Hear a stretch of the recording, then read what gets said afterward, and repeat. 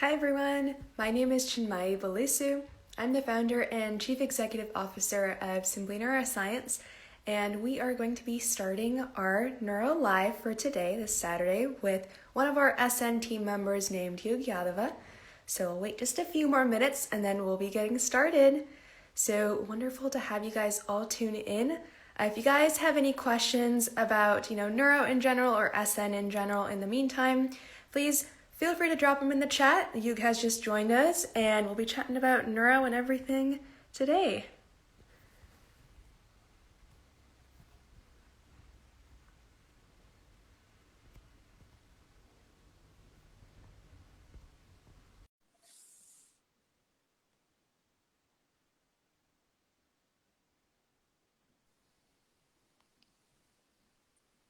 Hello.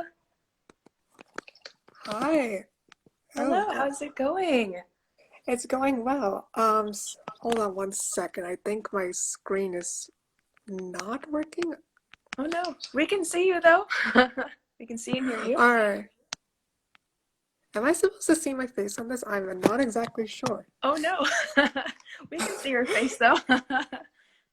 All right. Hold on one second. Let me just double check what's going on here. Sure. Yeah, hi everyone who's joining. Just give us a quick second. Some quick technical difficulties, but we'll be back just shortly. How's everyone's day going so far?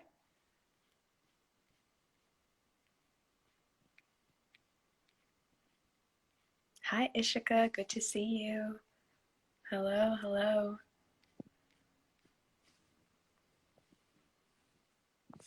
Okay. There we go. I think Yuka's back.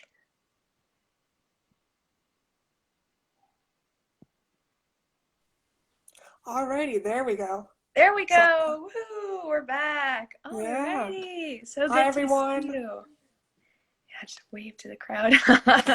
It's always so odd when we can, we see each other, but everyone is just kind of tuning in, hopping on and off. But yeah, how's your day going so far? Day's been going well, so woke up late, so that's a fun time.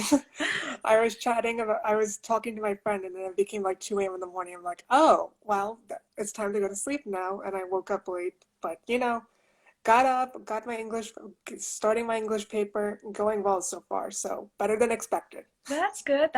What is your English paper about? No pressure.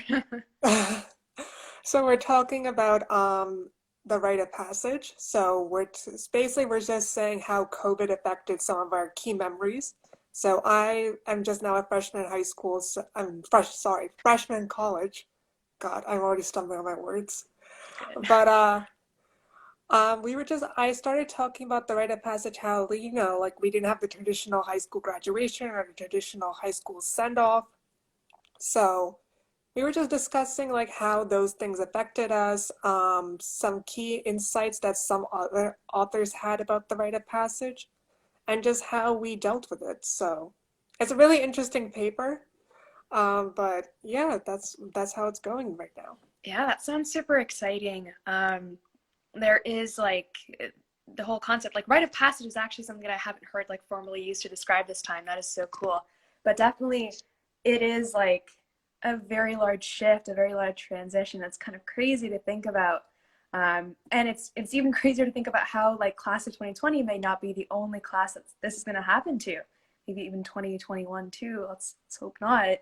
But yeah, very cool. Yeah, I'm not taking like a formal English class at the moment. I have a course as part of the core curriculum at school right now. That's more political theory at times. It's a little bit intimidating, but we had a really interesting event about St. Augustine, who's kind of like one more ancient philosopher, but we had one about Augustine and neuroscience. It was quite a while back, so with pandemic brain, I can't remember anymore specifically, but yeah, it's super cool to kind of like consider psych neuro intertwining with even like in English classes too. So that's super cool. Oh yeah, like the whole like medical aspect, and especially neuroscience now interacting with like humanities. I don't think like 10 years ago we would have ever seen that kind of research coming along.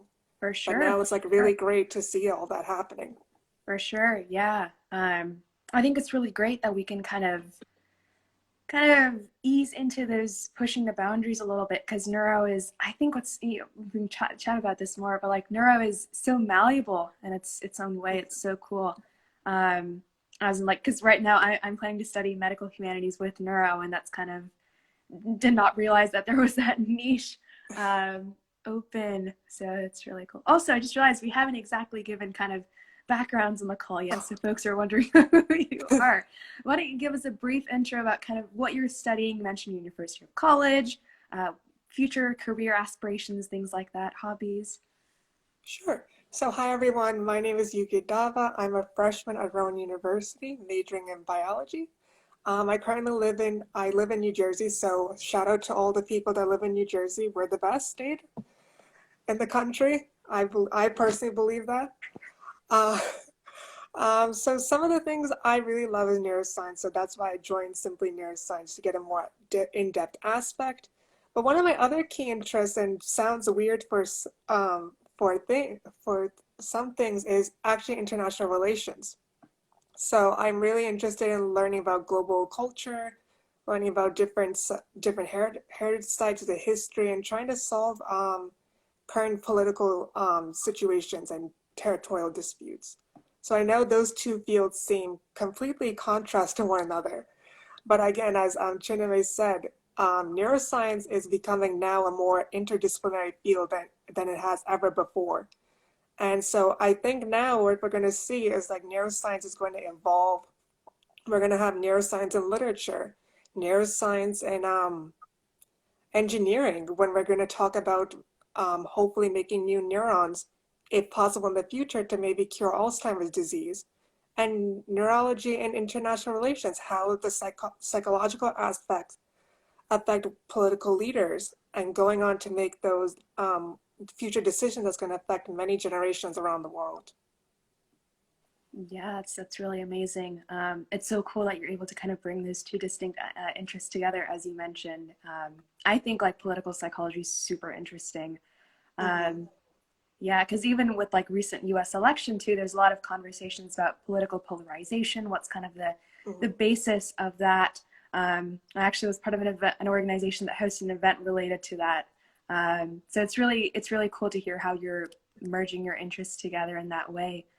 Um, Yeah. so kind of outside of SN, I would say, what are kind of ways that you are looking to pursue neuroscience or currently involved in neuroscience?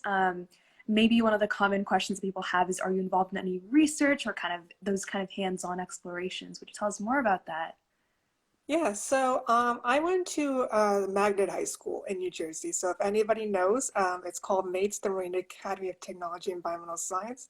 So I was very privileged to have the opportunity to conduct research during my high school career. And I was even more privileged that during the summer between my junior and senior year, I was selected to intern at the Children's Hospital of Philadelphia Department of Neurology. So I always loved pediatrics since I was a little kid. I again, Chinna, we know both as Indian Americans, we have huge families, both in India, America, and everywhere else. And it's something that I always grew up with little cousins running around. So I just always fell in love with pediatrics. But I never thought I would ever go or even divulge into pediatric neurology because I thought, all right, here I am dealing with a kid. The parents are going to yell at me from left, right here. Some other doctor is going to yell at me there. So I'm just like, I don't know what I'm getting myself into. But I will definitely say that internship changed my life. It was a humbling experience to see international patients from Saudi Arabia, Russia, even here in the United States, New York, Florida, people from all different aspects of life just coming to this one hospital to seek out something that they want to know in neurology. And that's what, and from that, I got really inspired to pursue now pediatric neurology and just seeing that, still today, we don't know a lot of things about the brain. We don't know how some of the, like, suppose the hippocampus to the frontal lobe, we don't know how that communicates still. So I think it's going to be a very interesting field, especially in pediatric, to see affecting all sorts, from going into how adolescence works, going into how some kids develop neuroimmune disorders while others don't. So yeah. Wow, yeah, there was a lot of really valuable insight in there. Uh, Definitely, I think that kind of pediatrics is something that I never really considered, and it's kind of eye-opening to think about how many kind of branches in medicine and even along the pre-health track, how much like personal and professional experiences tied in there are. Mhm. Personally, maybe I was a little bit strayed away from pediatrics because I had young cousins stealing my food when I was younger. But I think it's a wonderful, absolutely wonderful field. So many advancements too. I think recently I was reading an article from, where was it? Maybe Stanford Med, talking about kind of pediatric neurosurgery developments, and honestly kind of mind blown, no pun intended, at how much there really is going on. um, how are you kind of finding the virtual landscape right now, affecting your kind of your brain journey, your interest in medicine? How is that going right now? Do you have any sort of recommendations for any young students that are tuning in as to how you can kind of best suit the current times? Of course, we're not experts, but I think some peer-to-peer insight would be really valuable. So would love to hear. Yeah, so as so during my high school career, I was able to conduct research both in the lab, clinical, and just doing it on my own, independent research. So definitely during COVID-19, that's all halted away. I remember I just finished my research project probably March 12th, and then March 14th, New Jersey declared the COVID order, the stay-at-home order. So I was very fortunate enough to finish that up, but it has really affected the landscape quite a bit when it comes to research specifically. I was really looking forward to going to my undergraduate university, which is associated with some of the best medical schools in the country, and just going there, conducting research, learning a lot of new things, and most importantly, making new friends. I think when we talk about the college experience, I think a lot of us forget that, you're going there for the academics, of course, you're going there for your degree, but it's the connections at the end of the day that's going to matter. Who you build up with your friends with, that experience in college and things like that. So I think that definitely has hindered some of the landscape, and a lot of kids our age are not dealing with it well. So that has definitely affected me in a sense that I haven't been making a lot of new friends that I actually hope to. But there are positives that came out of this quarantine. So right now, dealing with the whole landscape, I was staying at home, so I'm very thankful that some of my classes were able to adapt online. Mhm. So especially in right now, for chemistry, for example, I'm doing most of my labs online. And, you get some of those essential lab skills by being in person. But definitely, I will say my university has been such a great example of, getting that information out to learn to do labs online, sending out videos, talking to one-on-one to professors if you need any help or things like that. So I'm very fortunate in that sense that in the beginning of the COVID pandemic, I was a little bit lost, but now getting towards hopefully the end with hopefully this vaccine that the FDA will approve by the end of next week. It has been I was able to navigate through that. So definitely if I were to give any advice to anyone watching right now who is dealing with the COVID landscape, just email your professors, email your teachers, talk to people, because honestly, that psychological aspect is the main driver of everything that's going on right now. If you're psychologically strong, I should say mentally strong, you're gonna be just fine, even coming out of this quarantine and going back to normal life. Absolutely, very well said. And I think that nowadays, especially with things being virtual, it can be so awkward to kind of hop on an office hours call with your professor just one on one, especially for introverts. I definitely identify as an introvert. Uh, and it can be, intimidating at times to just kind of approach someone who you've never met in person before and just make a request for an extension or just for more time or just more Hmm. kind of help, support, guidance. But I think kind of that taking that initial step, really see how understanding people are and how much empathy they carry. And I absolutely agree. I think networking is, in this time, is really odd. but it definitely is kind of a cornerstone of the college experience. And I think that tying it back to neuro, because we love neuro, because neuro is so interconnected, right? I mean, Mm-hmm. I don't have an interest in kind of political relations, sort of psychology on an international level in that way, but you do. And so mutually, we now have the kind of that shared knowledge together. And I think that um, for more viewers out there, I think especially platforms like LinkedIn, for instance, are just wonderful, wonderful ways to cold contact someone, shoot them a Mm-hmm. message, um, especially if they're a fellow neuro major in university, for instance, and just say, hey, I'm a fellow neuro kid.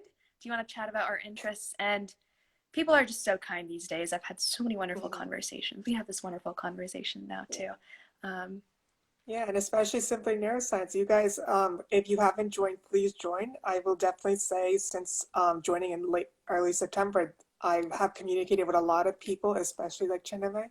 And honestly, I have discovered a lot of new facts about neuroscience and just dealing and just joining a community that's been able to be so positive and so inspiring.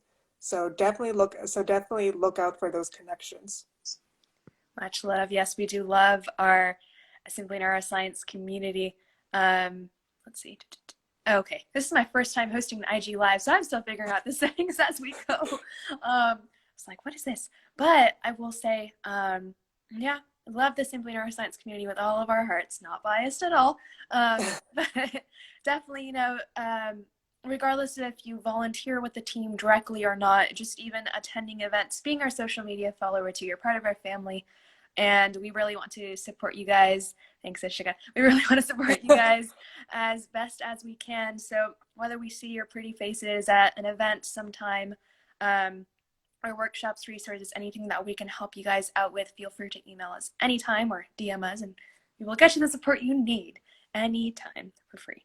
Where were we before? Networking and neuro. We actually kind of brought networking and neuro. I actually kind of like Yeah. the sound of that, but very essential. Um, I will say that there's we can talk about shadowing. I feel like there's a lot of shadowing Yeah. related to neuro happening. Were you aware of the Brain Turns program over the summer? It's a lot of No, I wasn't. So I didn't know exactly what that was. oh yeah, I kind of heard about it midway through, but basically I think Lenox Hill Neurosurgery, who's if I'm not wrong, they're based in New York City. Uh, but basically they were hosting a virtual shadowing op that was very focused in neuro, brain turns, haha, over the summer. And highly recommend for any of you guys, tuned in to go check that out. I believe they have some fall winter events coming up too. I guess it's winter already, but winter events, spring events. But regardless, kind of, how are you finding? Because pre-health, we're both pre-health kids, and shadowing is kind of non-existent in many ways right now. Have you kind of found alternative ways to explore that aspect? Because especially neuromedicine intersection, it feels like we sometimes want to get that hands-on experience. How have you been kind of able to fill that gap, I would say, and kind of explore what people's careers look like? Yeah, so definitely for all of us pre-health kids in college, we know that shadowing is very important, especially when applying to medical school, PA school, and if you're going to become a nurse practitioner or anything like that. I will first discuss about the shadowing opportunities, and then I'll go a little bit actually into the pre-med culture afterwards because I think that's going to be somewhat related to this. But the shadowing opportunities, I was grateful enough that during my internship, I was able to actually have some shadowing hours, observing my mentor and interacting with kids who had neurological defects. So that was a really humbling experience. But when COVID happened, I was extremely worried. I didn't know what shadowing things were going to happen, if virtual shadowing was even allowed, because, as much as we praise online things, there's certain things that we, in person, it's the best. But no, I was scrolling through Instagram like one day, I think it was like in mid-November, and I came across this like Insta page that was on my recommended. It was called Web Shadowers. And they started doing like all the shadowing opportunities with different doctors. I'm like, wow, this is new. I've never discovered this. So I just clicked on it and I'm like, oh my goodness, here it is, all these shadowing opportunities right here and there. So I will definitely recommend to anyone watching, if you are in college, search up shadowing. Just type in shadowing and like the on like the Instagram handles, you will find certain things. But also to Chinami's fact, if virtual shadowing may not be right for you, or maybe you think that you need to pursue a more specific field, such as neurology, um, look up your local university, look up your local hospitals, and see if you can find a doctor's email. So, for example, on the website of the Children's Hospital of Philadelphia, you'll find many of the doctor's emails, and if you email them, write a formal email, maybe one of them will respond, and they may have something for you with virtual opportunities for you to shadow. So it's definitely about that outreach, that you need to make that first move to find those opportunities there. So if you need to contact a doctor or something like that, do that, or even talk to your friends in college or some people you don't know, because again, during COVID times, it's very hard to make new connections, new friends. But if you are someone, especially in the pre-health field, that's partially struggling, definitely reach out to people, because you never know who you're going to meet, and you never know who's going to have the next thing for you that possibly will influence you for possibly the rest of your career.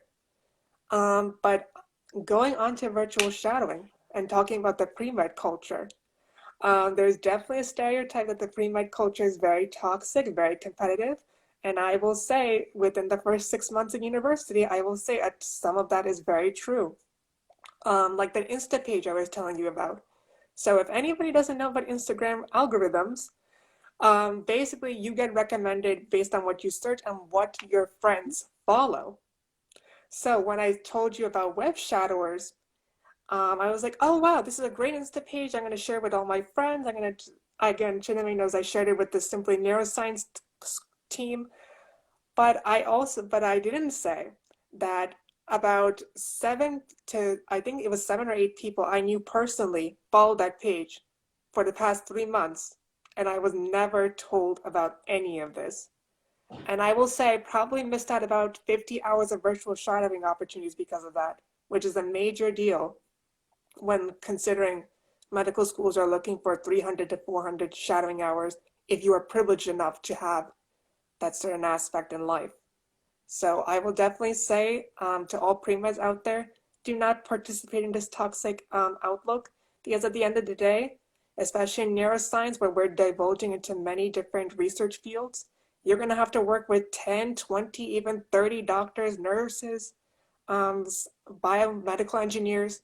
So you need to be on the line that starting from now, you need to communicate with many different people from many different types of fields and learn how to work together, because at the end of the day, it's better to have a bunch of good standing doctors than two Nobel laureates. So that's my interpretation of that. That was very, very well said. So many wonderful points made. Um, I definitely agree. I think sort of the attitude that being pre-med is kind of a lone wolf journey is something that isn't really the greatest, because when you share, and even just the smallest case, like you share an opportunity with one person, and oftentimes, it's a sense of gratitude. Someone, your peer, may share something else that they came across for you. And regardless, that one shadowing aspect is not going to make or break your med school application. Mm-hmm. It's the common knowledge that we all share. And so it isn't I think it's so superficial that kind of the toxicity even bring pre-med is sort of built around hours and research ops and kind of applications and all this, but things that are just numbers. So keep that in mind. I think we really need to get to the core that 10 years out from now, we're all not going to be caring about med school apps. Maybe we're going to be way into residency and whatnot, and all we're going to be caring about is how's our patient doing. Yeah. So, right? So it's like we need to really focus on that team building culture much more than kind of, I'm the number one, I'm the big guy in the room, kind of big fish in Yeah. the ocean kind of an aspect. So I completely 10 out of 10 echo that. And especially in neuro too. We think of conferences like Society for Neuroscience, for instance, and what does that entail? Collaboration, my friends. Yes. So all these neuroscientists are not out here like competing for who has the best poster and all that. Mm-hmm. There's a lot of collaboration that happens in the room and outside too. I know a lot of folks in kind of labs that I help out with have mentioned they have lifelong friendships from SFN. Some of them have actually, if they're grad students, for instance, they've applied to postdoctoral fellowships within the labs of some of the people that they met there, things like that. Um, it's really kind of cool to think about, we're all students right now, but come 10, 20, 30 years into the future, we're going to be, making some pretty big strides in the field. So it's really important, valuable, insightful to kind of build those connections as we're earlier on in our careers as peers and keep those Mm-hmm. going. So I echo so much of that. That was very, very well said, you. Yeah. Yeah. So let's see. Is there anything that you would like to kind of chat about that was on your mind? Anything you want to share about neuro, your journey so far that you think might be reflective for folks? Yeah, so I'll definitely give some advice to high school seniors because this is a very abnormal college application process year. A lot of you may have not completed some of your activities that you wanted to do or put things on your resume.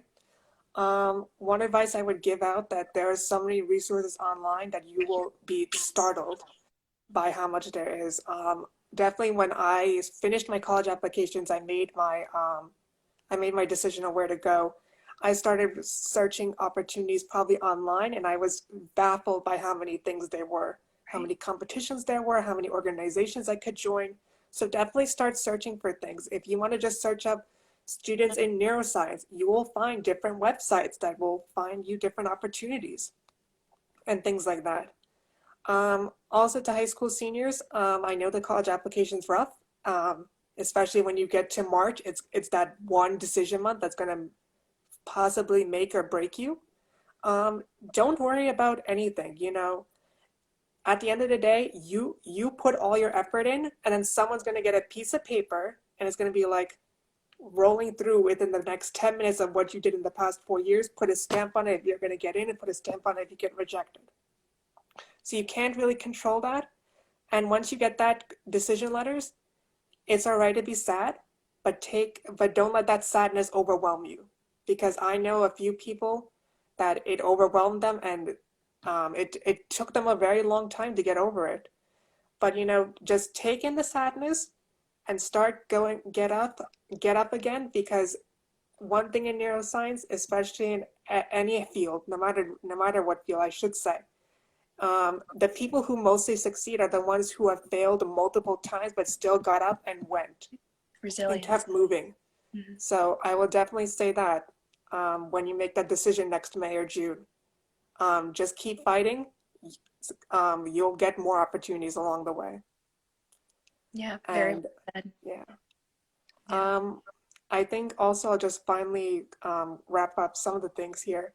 I also said I'm really interested in neuroscience and international relations. And I don't think people realize how much is going to play out in the next few years. So here's an interesting fact I'm going to toss out. At the end of World War II, we know that Adolf Hitler lost Germany within 2, 3 months in 1945. Not a lot of people realize that within that time, Adolf Hitler developed Parkinson's disease. Really? And you could see if you look at some of the videos, if you search up on YouTube, you'll see his hand shaking. He puts it up behind his back when he was greeting the SS or things like that. And part of the reason why many people were suspecting that Hitler sort of went crazy, sort of went abnormal, and thank God he lost the war. But looking more in depth into that analysis, you have to realize that Parkinson's disease does a lot of damage, not only physically but mentally. If you know your hand is shaking and you are that type of person, it has also a psychological aspect to you Mhm. that destroys you. So that's one. So I tossed that out. But if we're looking at today's world, many of the policies that are going on right now, I know in the United States, there's going to be a bill passed on how much funding that a lot of neuroscience labs will get within the next few years. So it's very important for people to recognize that neuroscience and international relations, though they may seem like two opposite fields, are actually very intertwined when we're talking about research funding and just talking about how decisions are made around the world. So if anybody's interested in that, but you can definitely check that out. But, you know, other than that, if you love neuroscience, think of other ways to develop that field and find new ways, because a lot of STEM fields and a lot of fields in general, I should say, are now becoming interdisciplinary. So if you have an interest in one or two things, and maybe they're like two polar opposites, find that bridge, because you may be the next innovator. I love that. Maybe an next innovator. Yeah, bridging gaps is really big these days, and it is really the future too. I think that was a very, very wonderful insight into kind of how your interest really has very, very large real world applications. That's really interesting. Here, Mhm. not know that. More you know. Uh, but yeah, I wanted to echo very quickly before, wow, it's already 12:50 my time. That time flies. We're having good conversations. Yeah. I think especially, as you echoed with the college journey, it's sort of, there is kind of that feeling of, gosh, like I didn't get into my dream college, or maybe like the college that I wanted to go to. But I think kind of it's what you make out of it. Because considering how many kind of intersections neuro and related fields, even if you're not like a potential neuro major, I think there's really a way to make any college experience your own journey, and really to kind of take your own route, um, even going above and beyond kind of what existing opportunities there are. Perhaps you have a career center, or perhaps you work at something with a professor in a local grassroots initiative in your community. There's so many ways to really go above and beyond what already exists, because as you've mentioned, it's always kind of seeing that gap and being able to fill it with your own interests. So keep that in mind, especially maybe we got this last month stride of applications. If you're looking into majoring in neuro at various universities, definitely highly recommend neuro as a major, right? But also keep your mind open. Don't feel the pressure to kind of fit yourself into the kind of the STEM mold or humanities mold, because there's a lot more molds than that, and perhaps you can break the whole stereotype of the mold as well. Um, Wonderful, Mhm. wonderful insight. Thank you so much for joining today. Any final parting words you'd like to give our audience? Yeah, good luck to everyone, no matter where you are in life, whether you're a high school senior or a senior in college. There's a lot of, hopefully this COVID vaccine is going to come soon. I'm being very, very optimistic about it. But once this pandemic is over and once we get back to normal life, it may be a hard time of adjustment, or even still, it's a hard time of adjustment.